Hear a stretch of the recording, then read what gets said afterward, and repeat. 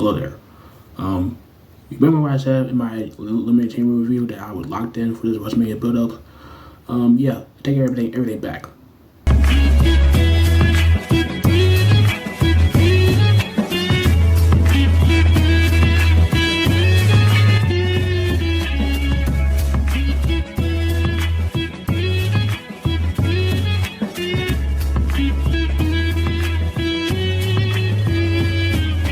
What's up, everybody? This is my name is Adrian Black. Welcome back. Yes, back to Adrian Black Experience right here on the PW Zone. And man, I don't know how I feel about this. I don't know how I feel about this WrestleMania build-up. Cause like, one minute they seem like they're picking and choosing which weeks to build up WrestleMania. They're picking and choosing which matches they want to build up, and they were lacking for a minute. And now they started to pick up, like, too little too late, because it's literally WrestleMania literally 2 weeks. It's literally two weeks away, and we already have like 6 matches.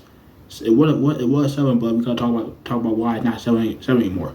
But I don't know, man, because yeah, sometimes where WrestleMania has shitty ass build-ups, they manage to have pretty decent shows. We've seen it at WrestleMania 31. To this day, people still talk about how great that WrestleMania is. And honestly, I'm not mad about them saying that was the last great WrestleMania that we had. I mean, WrestleMania 40 was good, but I wouldn't say it was like all timer. But we've seen it in the past. We've seen WrestleManias being pretty decent when they have bad build-ups. And this year's WrestleMania has. The build up to it has been complete dog water. And like, first and foremost, John Cena heel turn, ass. Aside from him attacking Cody Rhodes at Elimination Chamber and the face-to-face they had on this past Monday on Raw in London, this heel turn, his whole like build up to their match has been piss poor. Like, we haven't heard any reference to why John Cena is aligned with The Rock. We never heard any like reference to that until we heard from Cody Rhodes saying, "Hey, when would they not sell our show to the Rock?" And that was the only reference we that's the only mention of the whole situation between John Cena and The Rock. Like, that's it. And like, John Cena and Cody Rhodes had a really good promo battle on Monday. It was the first time in a long time that anyone was stood toe to toe with John Cena on the microphone. So I give props to Cody Rhodes for that. And both have valid points. Both cooked the other. Like, or as John Cena's case, buried the other. But I do think it was a good face-to-face. Hopefully we see John Cena appear on SmackDown next Friday, or even The Rock. Like, anyone. I do find it weird and dumb that they have this match on Raw, mostly on Raw, and SmackDown. Because Cody was a SmackDown World Champion, like, make it make sense. It also doesn't make sense that we have two Raw superstars on SmackDown build up to the match, not in the night one main event, with Roman Reigns being on SmackDown superstar in the match. But then again, I can't really call him a SmackDown superstar because when the last time we've seen Roman Reigns on SmackDown, like, every week. We've seen him more on Raw than SmackDown, in my honest opinion. I mean, that's just me. But that leads to another match I want to talk about. The triple threat match. May not win. CM Punk, Seth Rollins, Roman Reigns. Now, this matchup has been the build up to this match has been interesting, to say the least. This is the match that I've been looking forward to the most, because the story behind it, the whole story between Roman Reigns and Seth Rollins. No, Roman Reigns and not just woman itself, but woman and CM Punk, because at the whole dynamic with Paul Heyman being in the middle, because that whole like back and forth started at Survivor Series, where CM Punk agreed to team up with the Bloodline, the OG Bloodline, only for Paul Heyman to give him a favor. And now we know what that favor is, which is CM Punk wants Paul Heyman in his corner at WrestleMania.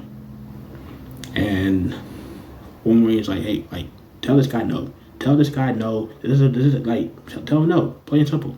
And Paul Heyman was like, I cannot do that, my tribal chief. He told Roman Reigns no.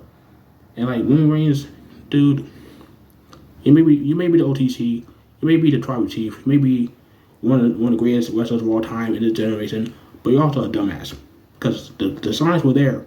You should have saw him for a mile away, but even Seth Rollins was trying to warn you.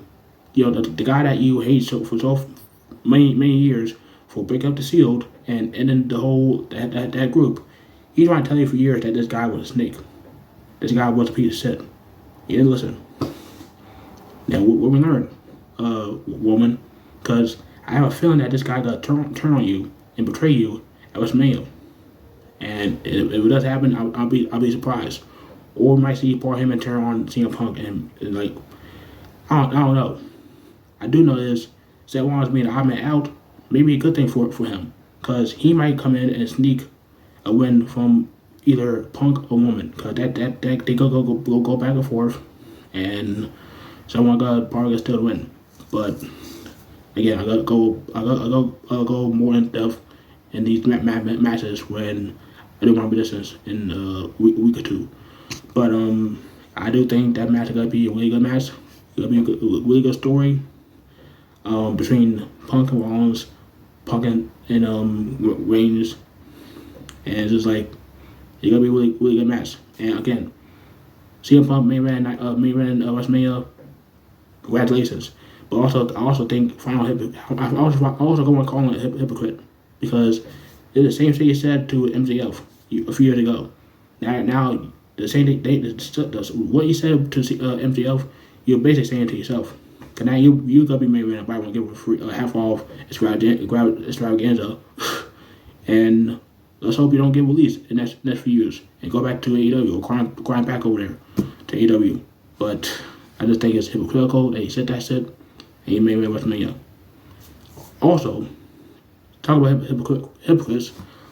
We have the matchup between Drew McIntyre and Damian Priest. The woman matchup that is gonna be happening because it's not official yet, but they have a face-to-face next Friday, and most likely gonna happen. They did the whole spot where Damian Priest Joe Slam Drew McIntyre on the real glass in London, of all places, because we all know what happened with real glass in London and CM Punk being involved. But that's beside the point. But that build has been pretty good. We all thought that Drew was gonna have a match against LA Knight, but that's not happened, obviously, because LA Knight gonna have a match at WrestleMania for the US Championship against Jacob Fatu.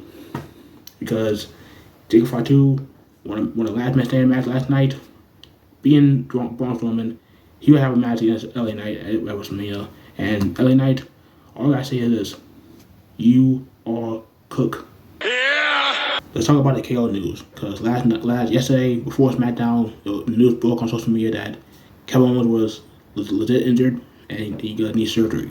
And when I was gonna make this video right here before that news broke, but as soon as that news broke, I was like, oh fuck, I gotta wait till SmackDown is over and we're gonna see what's really going on. Because I thought, okay, he gotta come out on SmackDown, he gotta say he's injured, only to attack Randy Orton, set up, like, building this match up even more. But no, unfortunately that didn't happen. Unfortunately, the injury is legit, and not only that, make matters worse, he got to get neck surgery, and doesn't know when he'll come back. Doesn't know when he got to return, and that's something you don't want to hear from a wrestler. Every time we see a wrestler get neck injury, some sort, is we hoping and praying for the best, because we see him from Edge, we see him from Daniel Bryan Danielson, we see him from Paige, Saraya. They had serious neck injuries.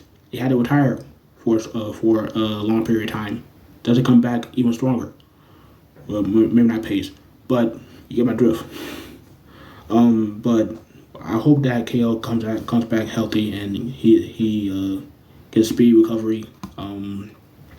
And If he comes back, I don't know what could happen if he does come back.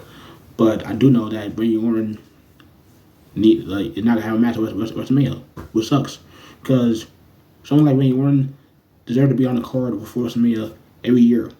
When he's available, and Nick Aldis gets RKO for troubles. And it's funny because if you remember over a year ago when Randy Orton RKO Nick Aldis on SmackDown when he signed to SmackDown, Nick Aldis said, "Hey, Randy, you gave me a check for $100,000. Is it $50,000? The fine was $50,000." And Randy's like, "Oh, that's for that time." And sure enough, that night happened. He doesn't need to pay for a fine. Okay, all you pay for it. But it sucks for Randy Orton not being on WrestleMania card. Hopefully things change. I don't want to see Sami Zayn come back as a heel and challenge Randy Orton because that would make no fucking sense. But speaking of Sami Zayn or Sami Uso, let's talk about the matchup between Jey Uso and Walter or Gunther. Main event Jey Uso no longer because this match not gonna be in the main event. And most likely gonna be the first match of night one of WrestleMania. And for a second, this build up has been complete dog shit. But luckily for Big Jim, Mr. No Yeet, Jimmy Uso, he made this match up more interesting. He made the build up more, promising because the last couple weeks we've seen Jey Uso slipping and falling, Boston dives on the outside, tripping and falling in the ring when he tried to attack Gunther, and that led to Jimmy Uso to say, "Hey, wake the fuck up! You can beat Walter, you can beat Gunther if you just can't bring back the right hand man, bring back the more serious Jey Uso, not this Egan bullshit." Jimmy Uso being the big brother that he is, and saying, "Hey, wake the fuck up! This Jey Uso cannot beat Gunther, but the Jey Uso that pinned Roman Reigns at Money in the Bank in that tag team match, the one that the right hand man can beat Gunther, not this guy who downed himself." And that's when we see this past Monday we see Jimmy Uso challenging Gunther to a match, and he got mollywop. Not only that, he got busted open from head to toe. It was a fucking horror movie last Monday, and Jey Uso all he had to do was just sit there and watch his brother get beaten to a bloody pulp, having Walter Gunther having his brother's blood over him, and him looking at thank you, Jimmy, for making this match more interesting. Because I know what would happen if you were not part of this feud. You're not part of the build up. Because this matchup would end up being stale. The build up to it would end up being stale and dumb. So next Monday comes, Monday Night Raw this Monday in Minnesota. I'm not gonna be on because fuck that. I want to see Jey Uso crash out finally. I want to see Jey Uso beat the living shit out of Gunther for damn near killing his brother in the ring. I want to see it, because if I don't see it, if he comes to come out doing this bullshit, fuck you, okay? Be serious. Crack the fuck out. Crack the fuck out. That's your fucking brother. He did that to your brother, and you're not just gonna act like nothing happened. No, if that was my brother, I'm crack the fuck out and I'll kick his fucking ass. He would not be making it in WrestleMania. I'm kicking his fucking ass. Jey Uso, you better crash out and beat this motherfucker's ass before WrestleMania. And at WrestleMania, you better win the title. Because I'm sick of this. I'm sick of it. Whoa, just take it easy, man. Let's talk about the women's matches. Because these matches and their build-ups have been just as bad, if not worse, than the men. Except for Jericho versus Naomi. Because last night, that match has been made official. These two are going to have a match at WrestleMania. And thank God we're not seeing them in a pointless tag team match like we saw that last year. Because I'm glad we're seeing a women's match, a women's singles match that doesn't have a title involved. Because every year we see women having matches in pointless tag team matches, pointless fatal four ways, six women tags. I'm glad we're seeing a match with two women, one-on-one, with no title involved. The two bad bitches going at it, looking for revenge. This is what I like to see. Also, it's two black women. Like, what more can you say?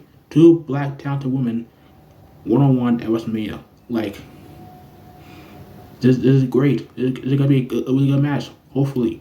And I'm glad that Jake Gargano has a singles match at WrestleMania. Because I thought we were going to see that at last year's WrestleMania, but he was stuck in a pointless six-woman tag.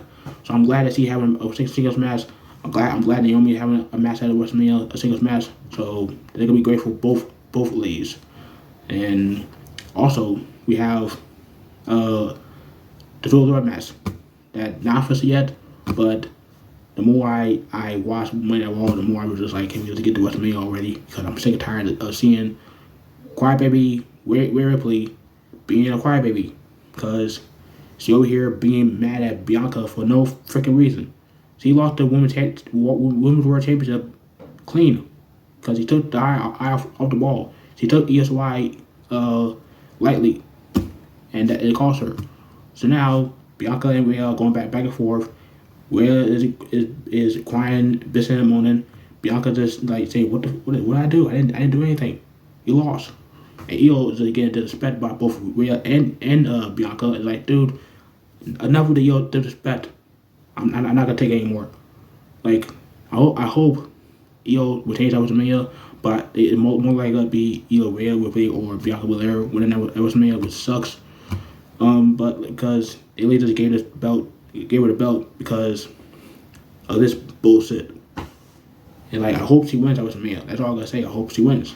Because I'm tired of the bullshit, the disrespect toward Io and towards any Joshi wrestler in WWE. And, I mean, if not Io, you're doing it to Asuka. You're doing it to Kairi Sane. Hell, I would go as far as say you're doing it to freaking Julia. Because you have her lose the championship to Stephanie McHugh because he was injured. And last night I see her wrestling on a house show at NXT. She could easily have her hold the belt a little longer. But anyway, that's just me. Between Io, Bianca, and Rhea fighting out for no freaking reason to Timmy Stratton and Charlotte Flair going at it on SmackDown, going off script in their promo, and this whole build up to their match has been just weird. Because Timmy Stratton over here trying her best to be the fighting champion, to being the women's champion, while Charlotte over here just big leaguing Timothy Stratton the whole time, like not even giving her this chick a chance to be her. And last night she got a chance to like just cook Charlotte as he did. She cooked Charlotte so bad that she had to come out with a dumbass comeback trying to get under the skin of Timothy Stratton, and it didn't work. Talk about how Loving Kyra is in her DMs. Yeah, and in case you don't know, Timothy Stratton and Loving Kaiser from Imperium are dating. And like this after Timothy Stratton messing her divorce, talking about how you may be three and 4 at WrestleMania, but in real life you gotta be alone. Like what's that? You're 0-3 and 0-3 because you're alone. Because 0-3 means he's 0-3 in failed marriages, including the recent one with Andrade. So like that's when she got all butthurt and made that comment about Loving Kaiser and being her DMs. It's like go away, like Charlotte, go away, just go away. We are sick and tired of you. Like you probably not a bad person outside WWE, but you still full of yourself in character in WWE to the point that people just can't stand you at all. Period. They don't fuck with you at all because you are a Flair, you are a nipple baby or nipple queen as you want to call it or call yourself. Like fuck out of here. Like I just hope Tiffany Stratton wins at WrestleMania. I really do, because Charlotte Flair did not need to be women's champion right now or anymore, because she did it all. She did everything she can accomplish. She doesn't need to break her father's record, because that could be broken by John Cena soon. But I get to that when I talk about my musicians in a later video. But overall, WrestleMania this year does not feel like WrestleMania. It just doesn't. And hopefully WrestleMania is a decent show. I don't think it'll be better than WrestleMania 40. Not gonna be better than WrestleMania 39. I just hope it's a decent show. That's all I want. Cause right now there's only like 3 matches I care about, and it's for sure it might be like the same amount of matches that some people care about in general for WrestleMania every year. But I'm talking about like I'll go watch those matches and that's it, and I go watch the rest of the show. Don't have the fans be like that. Make WrestleMania be a decent show, cause right now with the way they build up WrestleMania, we don't give a fuck. We don't give a fuck. And I'm done. That's my thoughts on WrestleMania 41. The build up to it, at least. Let me know down below what your thoughts on the build up. Are you liking it, or are you hating it? You think doo doo? Let me know down the comments. Make sure you like the video, subscribe, tap the bell. You don't miss any of my videos. And yeah, have a good weekend. Take care of yourselves. And I see you guys in my Raw review later in the week. Until that time, I'm Alot with Black. I'm out.